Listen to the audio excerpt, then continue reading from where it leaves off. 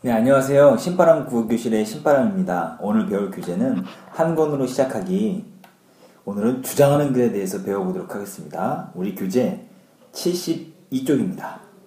자, 주장하는 글. 우리가 이제 중학생이 됐으니까 주장하는 글이다라고 말하는 것보다는 이렇게 이야기해야 더 맞겠네요. 논설문이다. 이제 앞으로 주장하는 글은 여러분들 논설문으로 기억해 주시기 바랍니다. 논설문이 주장하는 글인데요. 그렇다면 논설문을 쓰는 이유는 무엇인지 우리 한번 공부를 한번 해보도록 합시다. 오늘도 열심히 공부하죠. 자, 논설문의 목적은 뭐냐? 일단 논설문의 목적부터 기억해 둬야 될 것 같습니다. 논설문의 목적은 설득입니다. 읽는 이로 하여금 글쓴이의 생각에 동의하고 글쓴이의 생각에 따라 움직이기 바라는 거죠. 그래서 주장하는 글의 뜻, 어떤 문제에 대한 자신의 주장을 타당성 있는 근거를 들어서 논리적으로 전개함으로써 읽는 이를 설득하고자 하는 글이다. 그래서 여기서 어려운 말이 있네요. 타당성, 알맞게, 마땅하게, 알맞고 마땅한 성질이다라는 거 기억해 두시길 바랍니다. 만화로 풀어보기는 좀 읽어보시도록 하고요. 그렇기 때문에 논설문의 특징, 설명문이 아니라요. 논설문입니다. 논설문의 특징은 크게 5개가 있는데요. 가장 중요한 건 타당성입니다. 타당해야 된다. 글쓴이의 주장을 뒷받침하는 근거가 타당하고 논리적이어야 된다. 아까 타당하다는 거 배웠죠? 알맞고 마땅해야 된다. 주장하는 것에 대한 근거가 알맞고 마땅해야 된다. 그게 타당성이고요. 그 다음에 주관성이다라는 것은 설명문과 반대죠? 글쓴이의 주장과 의견이 뚜렷하게 드러나기 때문에 주관적이다라는 거 우리가 알 수 있습니다. 그리고 설득해야 되기 때문에 설득적인 특징, 설득성이 있습니다. 설득하는 것을 목적으로 한다. 체계성, 논리의 전개가 일정한 방법에 의해 체계적이고 통일성 있게 이루어져야 된다. 통일성 있어야 된다.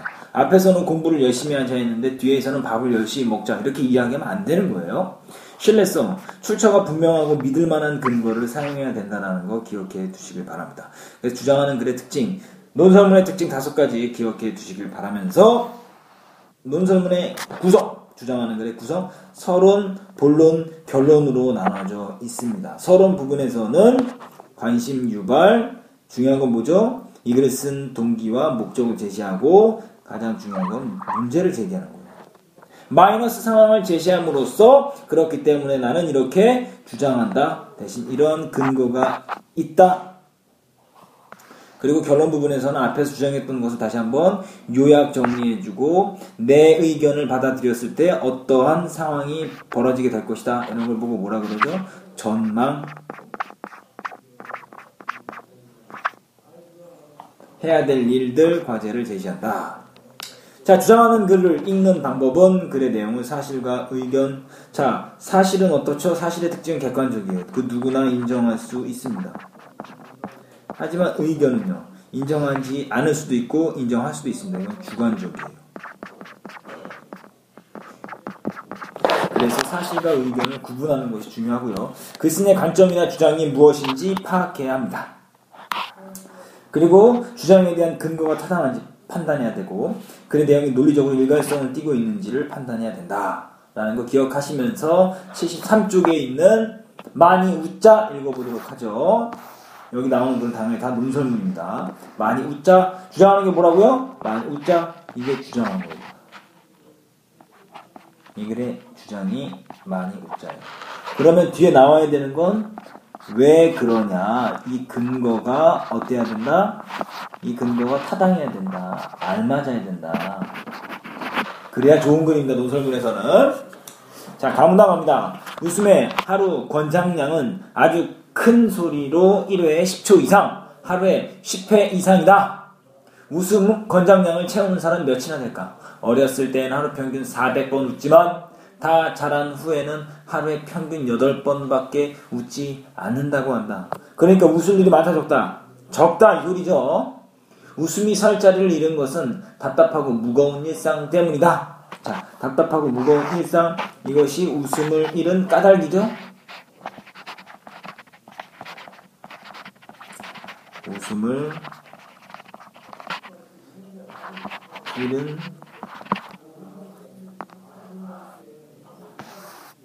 미안합니다. 웃음을 잃은 까닭, 이유죠.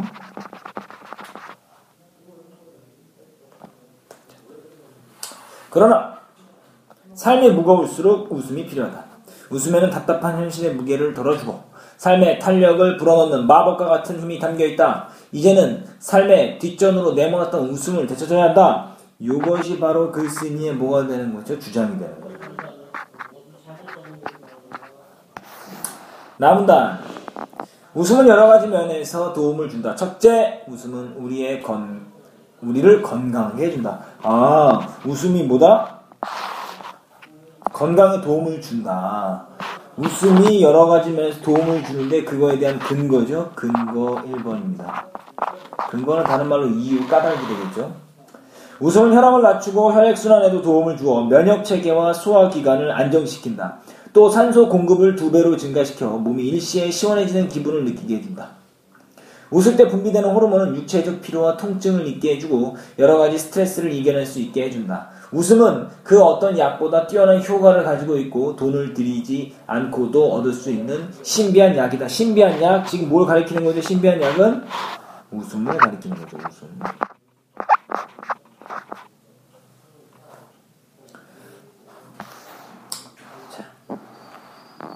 둘째, 웃음은 아름다운 얼굴을 만드는 최고의 화장품이기도 하다. 웃음은 아름다움을 만드는 최고의 화장품. 자, 이것도 근거 2번이죠. 근거.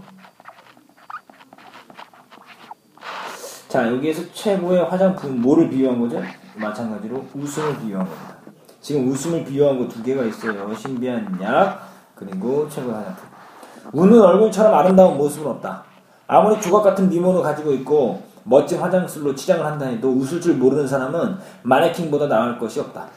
마음을 화장하는 웃음은 그 어떤 화장품보다 눈부신 매력과 화사한 생기를 얼굴에 불어 넣는다. 자, 그래서 웃음이 주는 도움, 첫 번째 건강하게 해주고, 두 번째 최고의 화장품이다. 그러니까 아름다운 얼굴을 만드는 최고의 화장품이다. 아름다운 얼굴을 만들어준다. 웃음은 얼굴을 아름답게 만들어준다. 라운단, 아무리 삶이 힘들어도 여유롭고 긍정적인 마음으로 시원하게 웃어보자. 뭐 해보자? 웃어보자. 주장을 뭐 한 거죠? 강조한 거죠. 앞에서 했던 주장을 강조하는 겁니다. 배꼽을 움켜쥐고 눈물이 찔끔 날 만큼 크게 웃어보자.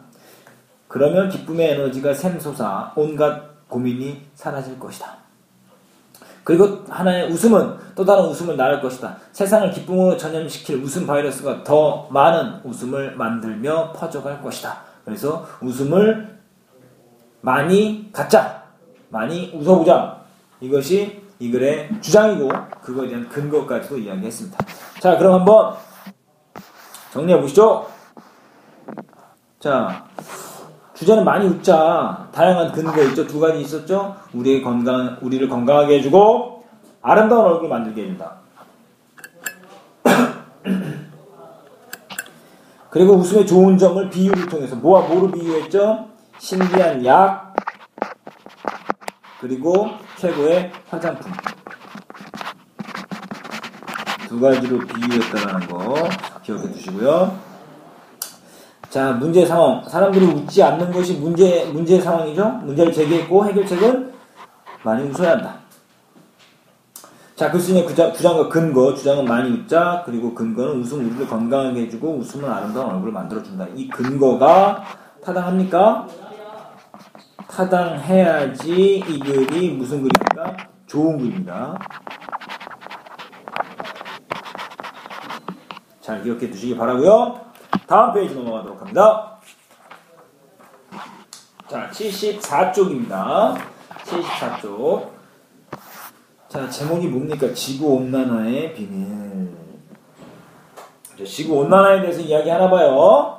자, 한번 읽어봅시다. 지구의 온도가 높아지면 더 좋을 것이라고 말하는 사람들이 있습니다. 우리나라가 아열대 기후로 바뀌면 서울 부근에 바나나 농장이나 망고 농장이 생길 수가 있다고 좋아할지 모릅니다. 그러나 유감스럽게도 그럴 일이 생길 가능성은 전혀 없습니다. 왜냐하면 나왔죠? 그럴 가능성이 전혀 없는 이유죠. 우리나라 평균 기온이 아무리 높아진다 해도 매년 찾아오는 한두 번의 강추위는 없어지지 않기 때문입니다. 오히려 지구온난화는 사람들에게 이로움보다는 해로움을 더 많이 가져올 것이기 때문에 우리는 지구온난화를 막기 위해 노력해야 합니다. 자, 지금 이 부분 보세요. 없어지지 않기 때문입니다. 요 부분은 뭐죠? 이 부분은 아열대 기후로 바뀌어도 바나나를 키울 수 없는 이유예요. 바나나를 키울 수 없는 이유입니다. 왜?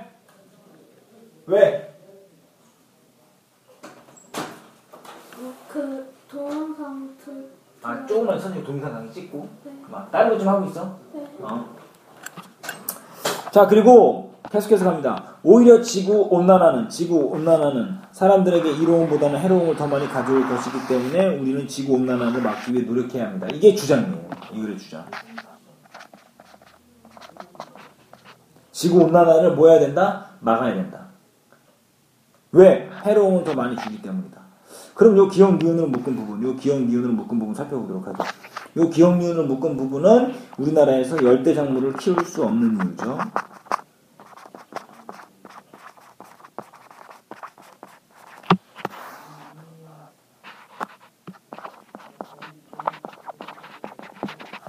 키울 수 없는 이유.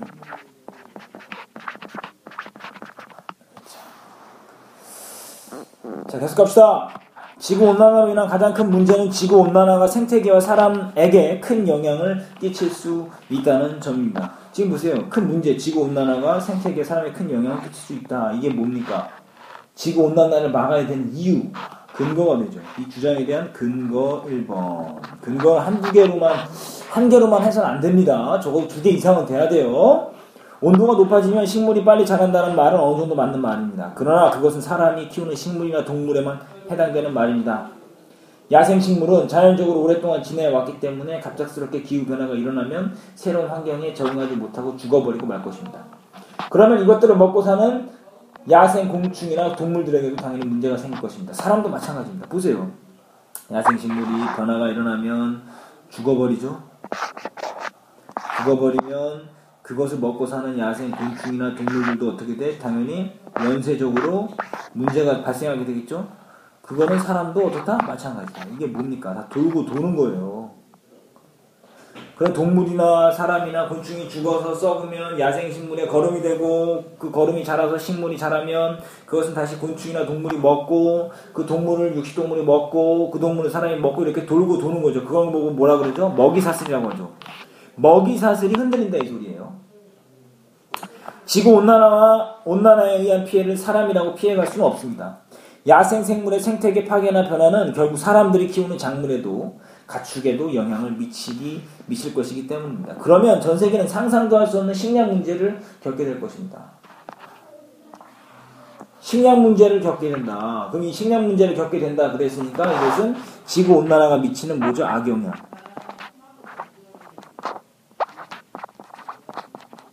나쁜 영향을 말하는 거죠. 그 지역의 빙하가 녹는 것도 지구온난화 때문입니다. 빙하가 녹는다고 그랬죠? 이거 근거 2번이에요.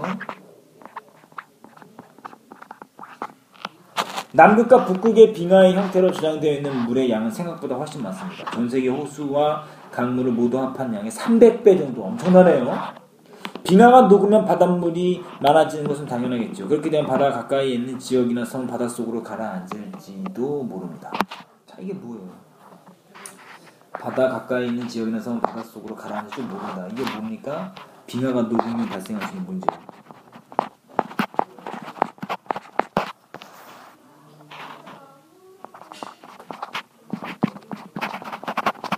발생하는 문제.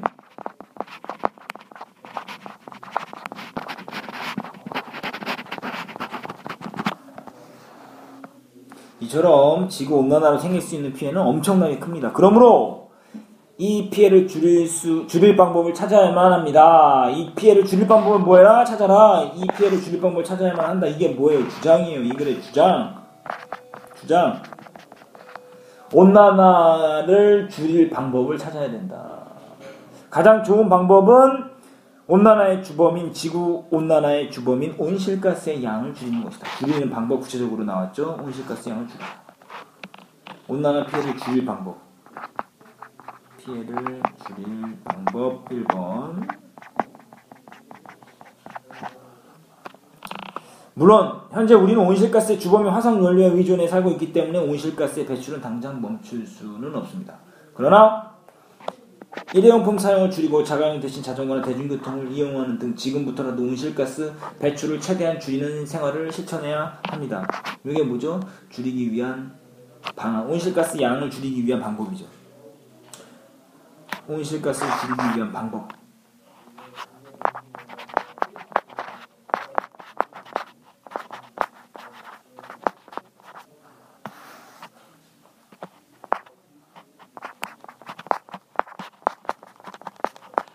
온실가스를 줄일 방법.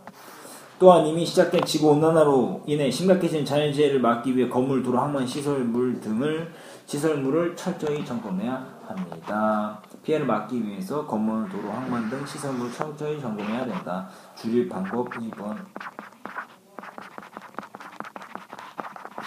뭘 줄입니까? 온실가스 양을 줄이고 건물, 도로, 항만, 시설물 등을 철저히 점검해야 하는 것이 바로 온난화 피해를 줄일 수 있는 방법 1번과 2번입니다. 자, 정리해 보시죠.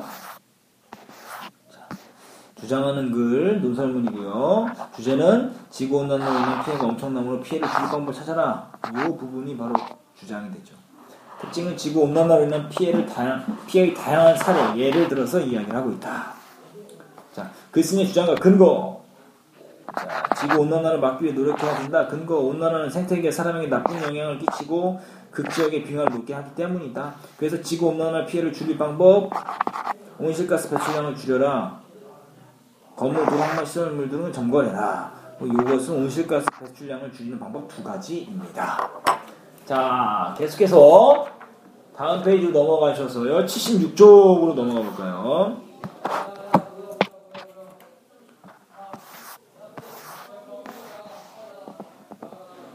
자, 에너지의 미래, 에너지에 대해서 이야기하는 모양인데요. 바로 들어가도록 합시다. 에너지가 이토록 중요하지만 인류가 사용할 수 있는 석유, 천연가스, 석탄과 같은 자원은 얼마 남지 않았다. 석유, 천연가스, 석탄, 우리가 이런 걸 무슨 연료라 그러죠? 사회 시간에 많이 배웠죠. 무슨 연료? 화석연료다.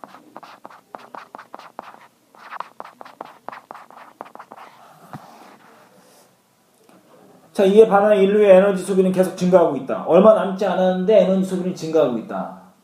앞으로 2030년까지는 이러한 증가 추세가 계속될 것이다. 에너지의 위기가 눈앞에 닥친 것이다. 지금 문제 상황이 뭐죠? 에너지의 위기. 에너지의 위기가 지금 우리 눈앞에 닥쳐 있다. 현재의 에너지 위기는 크게 2가지로 정리할 수 있다. 먼저 에너지 자원이 부족하다는 점이다. 에너지 자원이 부족하다. 이것이 에너지 위기죠.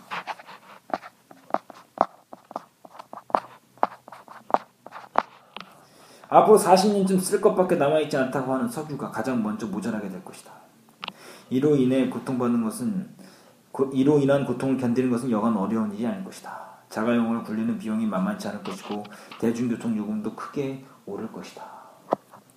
추운 겨울 난방을 하는 일도 마음대로 안 될 것이다. 이 부분, 이 비용 니은으로 묶은 부분이 석유가 모자랄 때 생기는 문제점이다.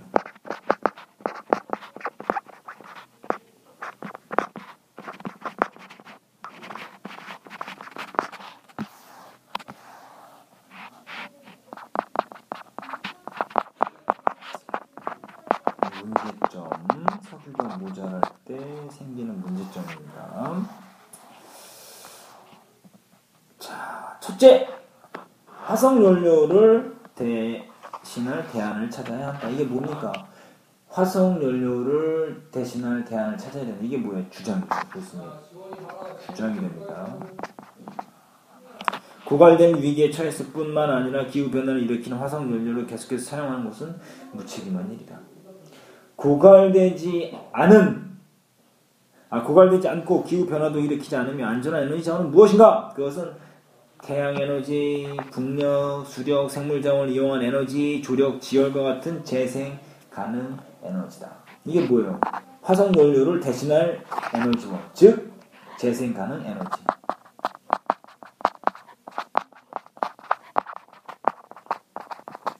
재생 가능하다라는 건 화석연료를 대신하는 에너지죠? 재생 가능 에너지는 한 번 쓰면 없어지는 일회용이 아니다. 이것은 고갈되지도 않고 이산화탄소를 배출하지 않아 기후변화에 영향을 끼치지 않는 최선의 에너지이다. 우리가 에너지 위기에 대응을 잘하지 못하는 것은 에너지 위기에 대한 인식이 부족하기 때문이다. 많은 사람들은 에너지 위기를 일부 선진국 문제로만 생각하고 우리와 직접적인 관련이 없는 것으로 생각하고 있다.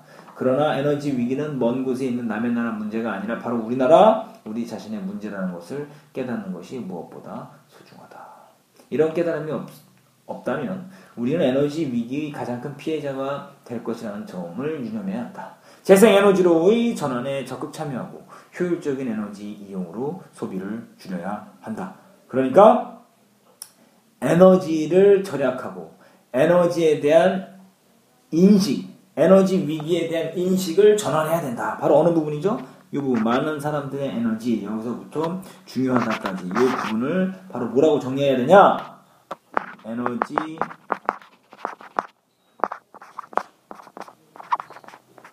위기에 대한 인식의 전환이 필요하다.